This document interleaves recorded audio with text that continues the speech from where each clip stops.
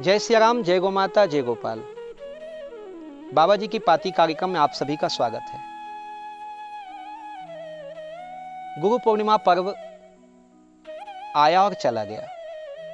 आप सभी लोगों ने गुरु पूर्णिमा पर्व का खूब आनंद लिया, गुरु पूजा किया, गुरुदेव को याद किया। जिनसे संभव हो सका गुरुदेव के पास भी आप गए, आपने उनका आशीर्वाद भी लिया। लेकिन मन में एक बात आती है, गुरु पूजा क्या व्यास पूर्णिमा गुरु पूर्णिमा के दिन ही करनी चाहिए? हम प्रतिदिन गुरुदेव को स्मरण करते हैं, गुरुदेव का नाम स्मरण करते हैं, उनकी आज्ञा का पालन करते हैं, उनके दिए गए मंत्र को जाप करते हैं। तो हमारे लिए प्रतिदिन गुरु पूर्णिमा है। पर्व विशेष में गुरु पूजा करना चाहिए। पर्व विशेष में गुरुदेव का खूब सम्मान कर, उनको भेंट देकर और उनके चरण स्पर्श कर, उनको माला पहनाकर और खूब उनका सत्कार करें। लेकिन केवल पर्व विशेष में हम गुरु पूजा करें या गुरु को माने और बाकी दिन गुरुदेव की बताई बातों को ना माने या उनके अनुसार ना चलें, तो वो तो वैसा ही हो गया जैसे लोग नवरात्रि में कहते हैं कि 9 दिन हम झूठ नहीं बोलेंगे, 9 दिन हम मांसाहार नहीं करेंगे, 9 दिन हम शराब नहीं पिएंगे और 9 दिन के बाद में सब यथावत हो जाता है। मैं ऐसा बिल्कुल नहीं चाहता। इसीलिए गुरु पूर्णिमा बीतने के बाद मेरे मन में इच्छा हुई कि आज बाबा जी की पाती कार्यक्रम में आप सबसे मैं इस विषय में बात करूं। देखिए, एक निवेदन है, हमारे लिए कोई दिन विशेष नहीं होता है। हर दिन हमारे लिए गुरु पूर्णिमा हो सकता है यदि हम गुरुदेव के आदेश का पालन करें। गुरुदेव से हमें 5 चीजें मिलती हैं, जिसे दीक्षा कही जाती है, पंच संस्कार कहा जाता है। आजकल हम देखते हैं कि चरण धो करके और 1000 लोगों में छिड़काव कर दिया और कहते हैं सब शिष्य बन गए। ऐसा नहीं है।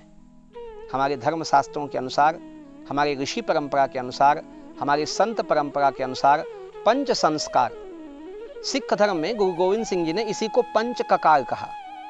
सिख शब्द ही शिष्य शब्द से बना है। ये पंजाबी भाषा में सिख हो जाता है, हालांकि वो शिष्य है।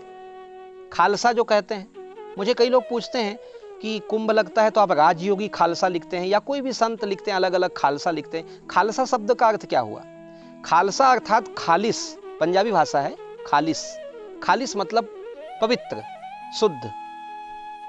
जो पवित्र हो वो खालिस, और जो पवित्र लोगों का समूह हो वो खालसा। सकल जगत में खालसा धर्म साजे, जगे धर्म हिंदू सकल फंड भाजे। ये गुरु गोविंद सिंह जी ने जब कहा होगा, और 1.25 लाख ते एक लोड़ाऊं तो गुरु गोविंद सिंह नाम धराऊं, तो उनके भीतर का वह जज्बा, वह क्रांति समझ में आना चाहिए कि वो शिष्य में एक तेज देखना चाहते हैं, वो शिष्य में एक शौर्य देखना चाहते हैं। वो शिष्य को केवल गुरु के चरणों का पुजारी नहीं देखना चाहते। वो शिष्य को केवल अपना पंथ, मेरा संप्रदाय ऐसा कह के अपने गुरु के नाम में ही लोगों को भ्रमित करे, ऐसा नहीं चाहते।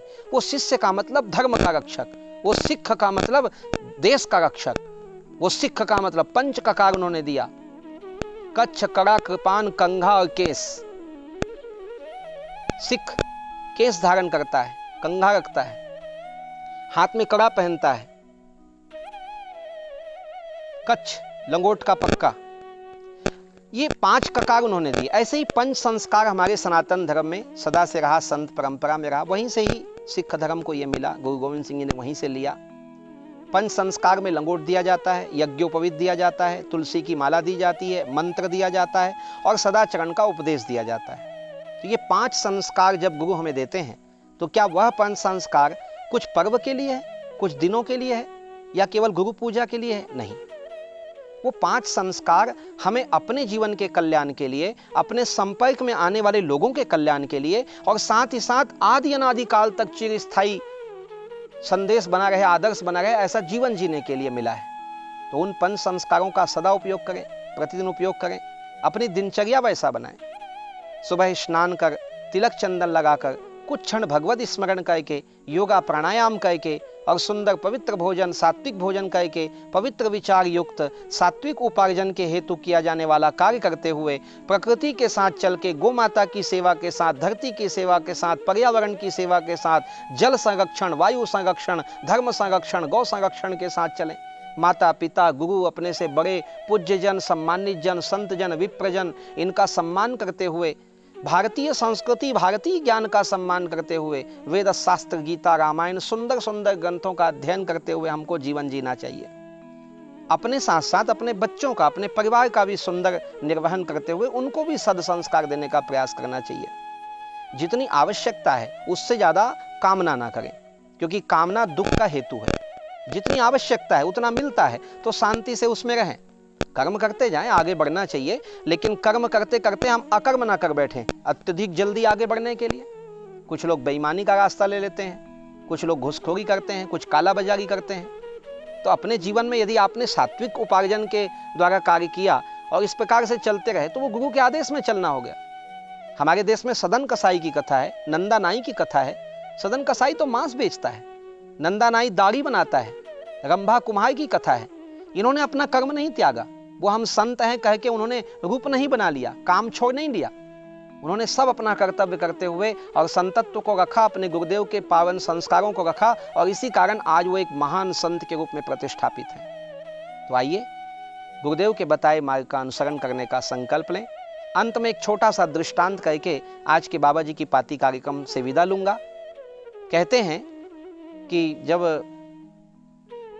भरथरी जी महाराज और गोरखनाथ जी की कथा है, संन्यास लेना था तो भरथरी जी ने अपने माता से आज्ञा ली। गोरखनाथ जी ने कहा आप अपनी माँ की आज्ञा ले आओ तो मैं आपको दीक्षा दूंगा। तो अपने माँ के पास गए। माँ ने कहा 3 वचन मुझे दो तो आप संत बन सकते हो। पहला वचन कहा कि आप सदा 56 भोग ही भोजन करोगे। दूसरा वचन कि आप सदा नरम सुपेती में ही सोओगे। और तीसरा वचन आप किले के अंदर रहोगे। वापस आए, गोरखनाथ जी ने कहा क्या हुआ? बोले बस आशा छोड़ दिया मैंने, मैं संत नहीं बन सकता, मेरी माँ ने आज्ञा नहीं दिया। ऐसे क्यों बोलते हो? क्या कहा माँ ने ये तो बताओ। कहा कि ये 3 बातें कही हैं, 56 भोग ही भोजन करना, नरम सुपेती पे सोना, किले में रहना। गोरखनाथ जी ने कहा चलो अपने माता का मुझे दर्शन कराओ। जाके माँ के चरणों में प्रणाम किया। कहा माँ तुम धन्य हो, तुमने अपने पुत्र को वह ज्ञान दिया है जो बड़े बड़े योगी नहीं दे सकते। भरथरी जी ने कहा गुरुदेव इन्होंने तो मुझे भोग का रास्ता बताया। कहा नहीं, यही योग का रास्ता है।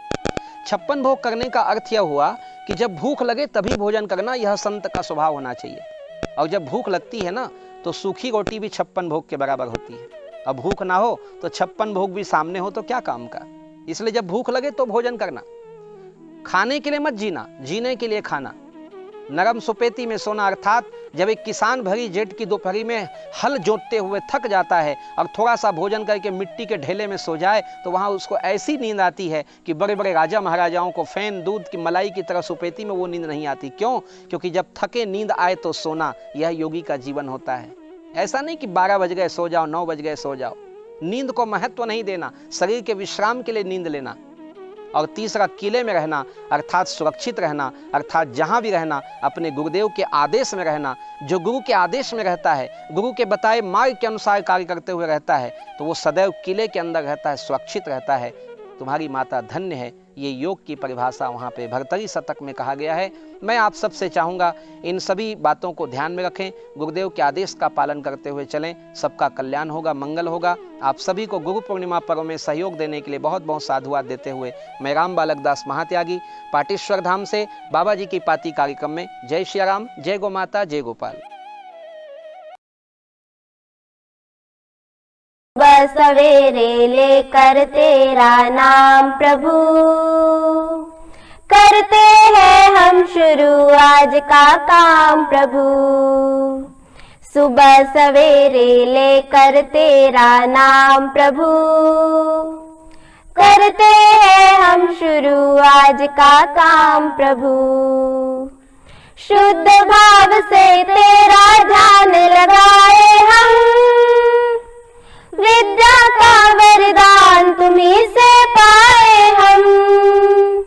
हाँ विद्या का वरदान तुम्हीं से पाए हम। तुम्हीं से है आगाज तुम्हीं अंजाम प्रभु, करते हैं हम शुरू आज का काम प्रभु। सुबह सवेरे लेकर तेरा नाम प्रभु, करते हैं हम शुरू आज का काम प्रभु।